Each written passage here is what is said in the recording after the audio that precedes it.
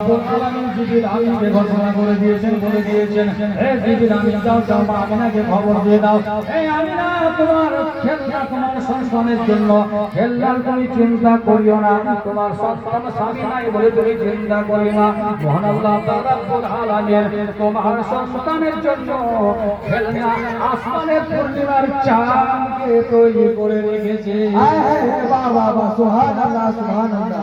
তার কারণ তাই হালিমা রাদিয়াল্লাহু তাআলা আনহা তিনি বর্ণনা করেন, আমার শিশু মুহাম্মদকে যখন ঘরের মধ্যে রেখেছিলাম আমি কিন্তু তৈরি করেছিলাম, পূর্ণিমা রাত্রি ছিল, আমি নজর করলাম যে আমার সন্তান আকাশের দিকে নজর করে, আকাশের দিকে তাকায় আঙুল মুছছে, দেখা গেল আমার শিশু মুহাম্মদ যেদিকে আঙুল মুছছে আসমানের পূর্ণিমার চাঁদ সেই দিকে ঝুঁকে। সুবহানাল্লাহ সুবহানাল্লাহ। ব্রাদার ইসলাম আমার নবী কত মর্তবা দেখেন যে পূর্ণিমার চাঁদ আমার নবী যেদিকে আঙুল ঘোরাচ্ছে আর পূর্ণিমার চাঁদ সেদিকে নজর ঝুঁকছে। তো ব্রাদার ইসলাম মা আমিনা রাদিয়াল্লাহু তাআলা আনহা তিনি বর্ণনা করেন, এইভাবে যখন আমি খোঁজখবর পেয়ে গেলাম আমার দুঃখ বা চিন্তা দূর হয়ে গেল। তারপরে দেখা গেল মা আমিনা রাদিয়াল্লাহু তাআলা আনহা বলেন, এবার দেখা গেল আল্লাহ রাসূল গর্ভের মধ্যে আসার পরে পরে মা আমিনা রাদিয়াল্লাহু তাআলা আনহার শরীর মুবারক থেকে আপনার এত সুন্দর সেট, এত সুন্দর আপনার সুগন্ধ হতো। মা আমিনা যে রাস্তা দিয়ে চলে যেত সেখানে পাশে পাশে মহিলারা থাকতো, তারা চিন্তা করতো আরে তো বিধবা নারীর স্বামী হারা, এত সুন্দর সেন্ট তিনি ব্যবহার করে, বিধবা নারীর জন্য তো ভালো মানে নতুন নতুন কাপড় পরা যাবে না, চুড়ি পরা যাবে না, এবং কি সেন্ট ব্যবহার করা যাবে না, তার স্বামী নেই। এইভাবে সমালোচনা শুরু হয়ে গেল। এই কথাটা মা আমিনা রাদিয়াল্লাহু তাআলা আনহা শাশুড়ি আম্মার নিকটে পৌঁছে গেল। এবার সেই কথাটা আব্দুল মুত্তালিব রাদিয়াল্লাহু তাআলা আনহু তিনার খবর মধ্যে এসে গেল, তিনার কাছে খবরটা পৌঁছে গেল। ওখানকার লোকেরা বলল, হে আব্দুল মুত্তালিব তুমি তো কাবা ঘরে তুমি খাদিম এবং তুমি তো বিচার করো, কিন্তু তোমার বিধবা বৌমা বিধবা হওয়ার সত্ত্বে এত সুন্দর সেট কোন বাজার থেকে খরিদ করে, ওই সেট তো আমরা কিনতে পাই না, আমরা ব্যবহার করতে পাই না, কিন্তু বিধবা মহিলা কি করে এত সুন্দর সেট ব্যবহার করতে পারে, এটা তো ঠিক হবে না। আব্দুল মুত্তালিবকে বললেন, এটা আপনি ফয়সালা করুন, আপনি বিচার করুন। হযরত আব্দুল মুত্তালিব রাদিয়াল্লাহু তাআলা আনহু তিনি ঘরের মধ্যে আসলেন, বিবির সাথে আলোচনা করলেন, মা আমিনাকে বললেন কথাটা। মা আমিনা রাদিয়াল্লাহু তাআলা আনহা কথা শোনার সাথে সাথে অঝর নয়ে কান্না শুরু করে দিলেন। সুবহানাল্লাহ সুবহানাল্লাহ। শাশুড়ি আম্মা, আমি তো পুরো বাজার থেকে সেন্ট কিনি না, খরিদ করি না, আর আমি তো একা বাজার যাই না, আমি কোনো সেন্ট ব্যবহার করি না। আব্দুল মুত্তালিবকে ডাকা হলো। আব্দুল মুত্তালিব আসলেন, সেন্ট শুনতে পাচ্ছেন, জিজ্ঞাসা করলো বোমা পাড়ার লোকে সমালোচনা করে কি মহিলা কি পুরুষ? হযরত মা আমিনা রাদিয়াল্লাহু তাআলা আনহা বললেন, ওগো আমার শ্বশুর আব্বা জান, ওগো আমার শাশুড়ি আম্মা জান, তাহলে এবার তো আমরা আপনারা পরীক্ষা করে নিন, আমি সেন্ট ইউজ করি না, সেন্ট ব্যবহার করি না। হযরত আব্দুল মুত্তালিব রাদিয়াল্লাহু তাআলা আনহুর বিবির সামনে মা আমিনা রাদিয়াল্লাহু তাআলা মুখ থেকে থুতু নিক্ষেপ করলেন, জমিনের মধ্যে যখন থুতু নিক্ষেপ করলেন, আর ওই থুতু থেকে আপনার মিষ্টি আমি মারেন নাই খুশবু ছড়াইতে শুরু করলো। বলে, শ্বশুর আব্বা আমি কোনো সেট ব্যবহার করি না, যেটা সুগন্ধ ছড়াচ্ছে সেটা আমার গর্ভের মধ্যে যে আছে, যার খুশবু আমি আপনাকে জানাই নাই। হযরত আদম আলাইহিস সালাম থেকে নিয়ে প্রত্যেক মাসে মাসে আমাকে নবীরা সংবাদ দিয়ে গেছেন।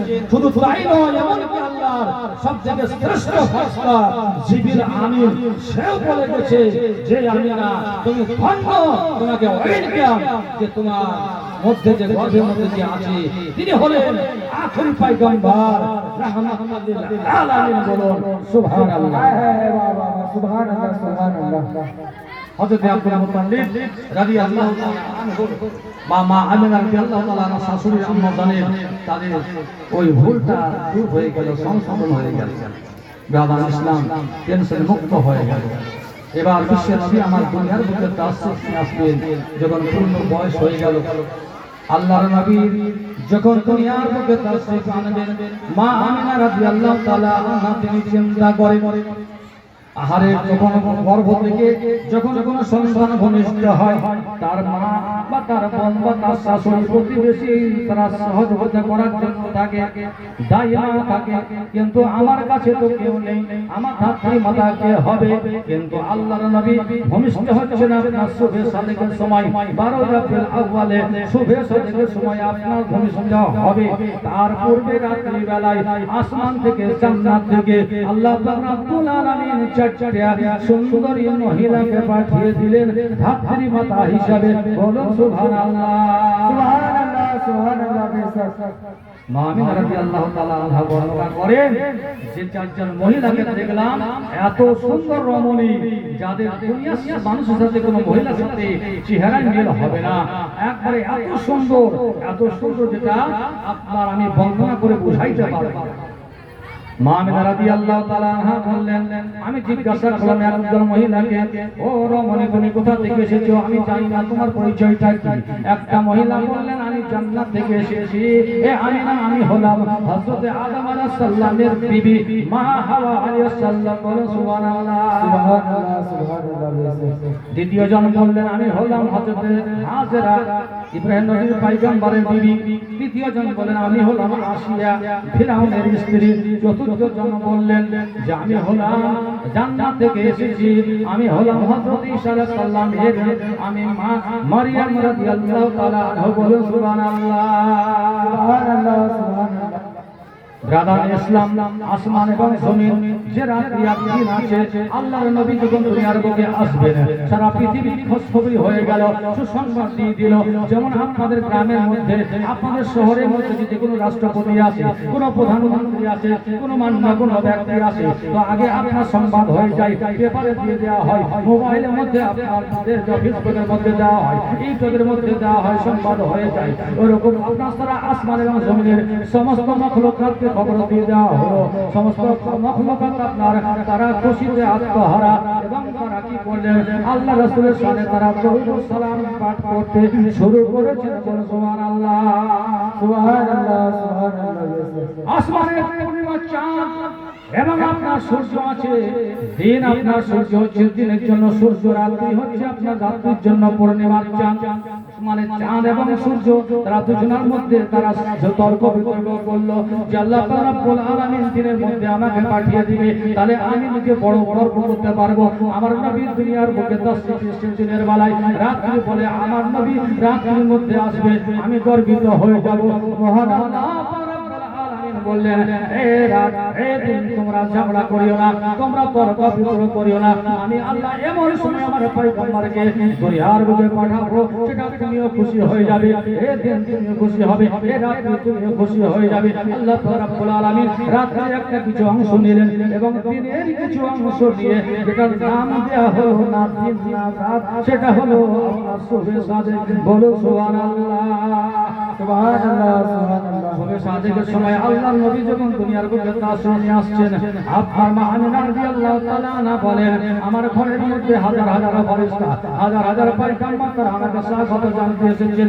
আল্লাহর নবী ভূমিষ্ঠ হওয়ার পরে পরে দেখা গেল যে আল্লাহর রাসূল পাক সাল্লাল্লাহু আলাইহি যেমন আপনার গর্ভে যেমন আপনার ছিল একটা অলৌকিক ব্যাপার, আল্লাহর নবী যখন দুনিয়ার বুকে ভূমিষ্ঠ হচ্ছেন সেটাও হচ্ছে অলৌকিক ভাবে। সাধারণত মায়ের পেট থেকে যেভাবে সন্তান ভূমিষ্ঠ হয় সেভাবে ভূমিষ্ঠ হয় না। মা আমিনা রাদিয়াল্লাহু তাআলা আনহা তিনি বর্ণনা করেন যে আমি একটু অনুভব করলাম পেটের ব্যথা, আর দেখা গেল হঠাৎ করে আমার পেটের নাভি থেকে একটা নূর চমকাইলো, আর নূর চমকার সাথে সাথে দেখলাম একটা শিশু বাচ্চা খাতনা অবস্থায়, কাপড় পরা অবস্থায়, সিজদারত অবস্থায় পড়ে আছেন আর বলে, রব্বি হাবলি আম্মাতি, রব্বি হাবলি আম্মাতি, রব্বি হাবলি আম্মাতি।